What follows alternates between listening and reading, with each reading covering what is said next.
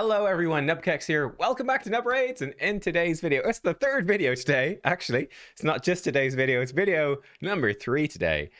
We've got news about the events that are happening this weekend, and also the sort of the order of the dungeons, so sort of spoiler preview of what the fusion is going to look like. So that's always quite fun. I appreciate it, of course, as well, guys, if you have watched all 3 videos today. We had the new champions, we had my first look at the new fusion, kind of showing you the gist of that. I'm a big fan of the new fusion, actually. I think he looks really solid. I think he's going to help a lot of players. You know, a lot of people were thinking he would not work for things like Hard Dragon and Hydra, but we built him right, put him in there, and it turns out he can actually work extremely well. So yeah, it was a really fun video, actually. So let me break down some of the fusion spoiler first, which is the super raids. They've told us about those. So Thursday, 28th of September, super raids in Dragon. Sunday, October 1st, super raids in Ice Golem's Peak. Wednesday, October 4th, super raids in Fire Knight's Castle. And Saturday, October the 7th, is super raids in the Spider's Den. So yeah, Dragon, Ice Golem, Fire Knight, Spider. That's the order of dungeons for the fusion. Don't think it makes a huge difference, but hey, it's something to know. I guess it's good to confirm super raids will be part of it. Basically always is. Then we have info for the summoning events are happening this weekend. Obviously part of the summon rush for the fusion, almost definitely. And yeah, we've got a 10x event, plus at the same time, 2x for primal shards, which is actually kind of great. I think that's quite nice.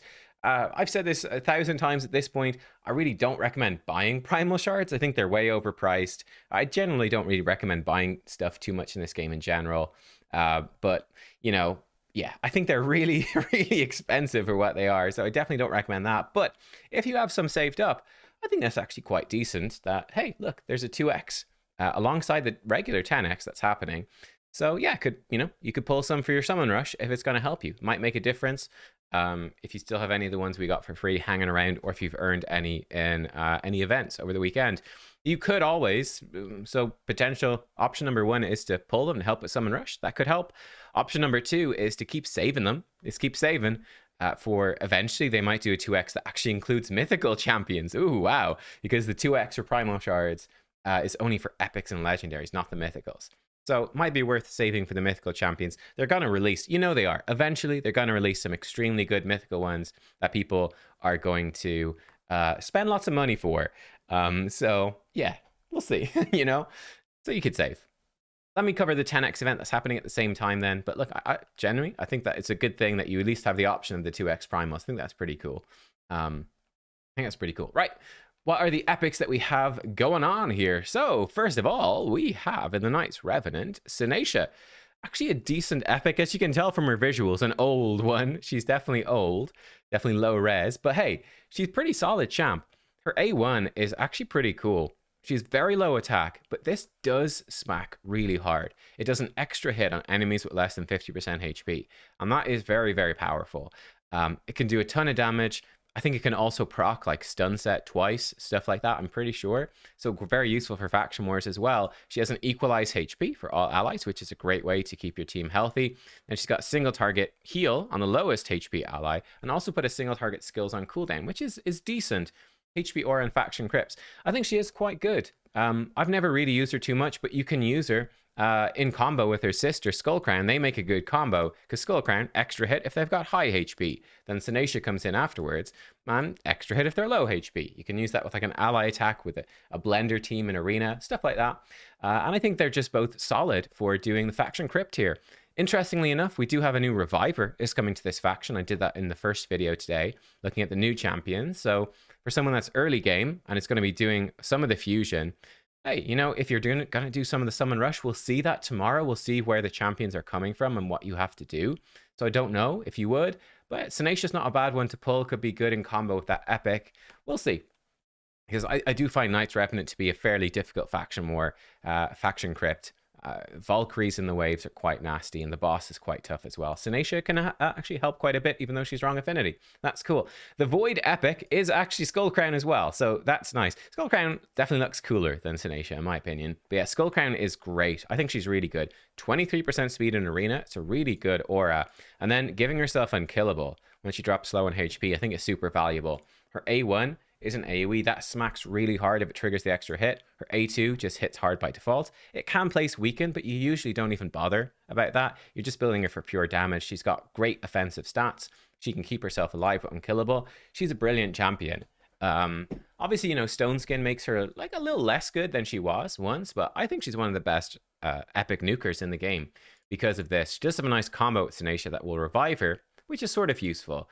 But yeah, it's usually mostly leaning on her unkillable to try to keep her going. But I'm a big fan of Skull Crown. So if anyone is pulling voids to do their summon rushing at the fusion and you get your first Skull Crown, congratulations. She can be a great help in the arena. Okay, the other epics then from Ancients, Sacreds, and Primals. Sinacia was from Ancient, Sacred, Primals. Skull Crown, obviously Void. We've got 2 more epics from Ancient, Sacred, Primals. Magnar is the first one, and Magnar is brilliant. Arguably the best epic nuker. He's certainly up there in the conversation with like Genbo, Skull Crown, Alika, I'd say as well. Magnar's great. So he's a HP-based nuker, which is just fantastic. And then this move hits really hard. Extra hit on enemies without HP burn. These extra hit mechanics always do so much damage. They absolutely clap. So yeah, this move smacks. He's HP based, so you don't need increased attack or increased defense on your team to get the most damage out. Decreased attack, decreased defense, don't reduce his damage. And he's going to be really tanky. He's got, you know, okay base defense and solid base HP. You're going to build him with tons of HP to hit hard, so he can take a hit. I think it makes him super valuable. So this is like a really great pull for any newer player during this 10x event. It's fantastic if you're doing the fusion anyway, of course. Yeah, he's got just good moves overall. The main thing is percussive pound. Brilliant champion. Probably the staple of live arena for a lot of folks. So would Skull Crown be as well. I think they're both very good. The final one then, she back in Knights Revenant again, is Thylesia, who again is a great champion. Now, Thylesia is very squishy. Right, it's difficult to build her to keep alive, but she is very good. For Hydra in particular, I'd say is her area of expertise.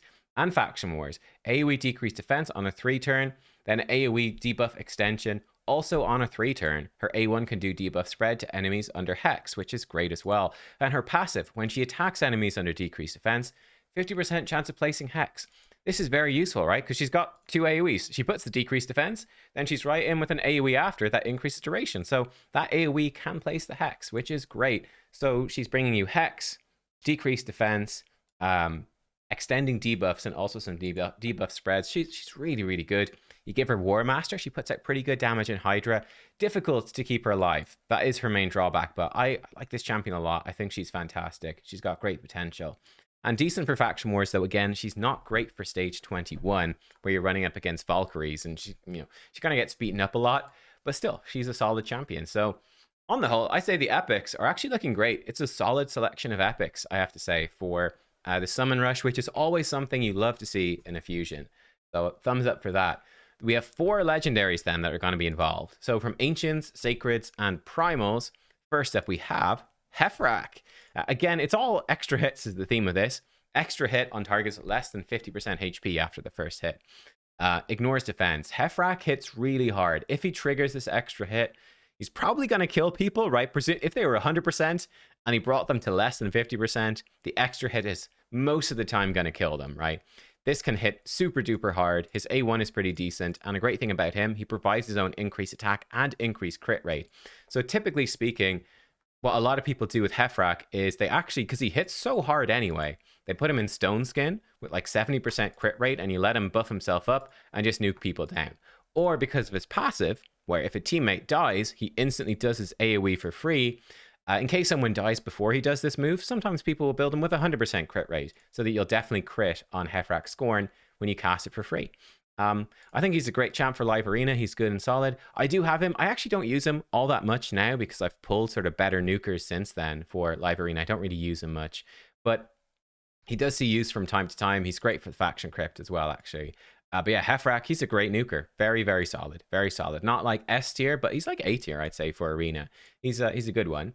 And then we have a champion that is still, again, solid enough for arena and god tier still for Hydra, especially when Corpulent Cadaver nerf comes in. Trunda is the final champ from Ancient, Sacreds, and Primal. It's going to be boosted 10x this weekend. Trunda, yeah, she's really solid. She's got this double hit. Again, it does an extra hit on enemies not under stun. This is why this hits so hard. She can place the stun, but you give her no accuracy. She doesn't. double hit, this thing absolutely claps, though it is a 5-turn cooldown, which is massive. Then she's got a 4-turn cooldown on her A2. This actually, judging from your comments about the fusion, these cooldowns must mean that Trunda is absolutely useless and you wouldn't want her because she's got long cooldowns. No, not the case. This A2 is absolutely insane. It's very deceptive. Basically what happens, attacks one enemy, then all other enemies with the second hit, doing 60% of the damage inflicted from the first hit.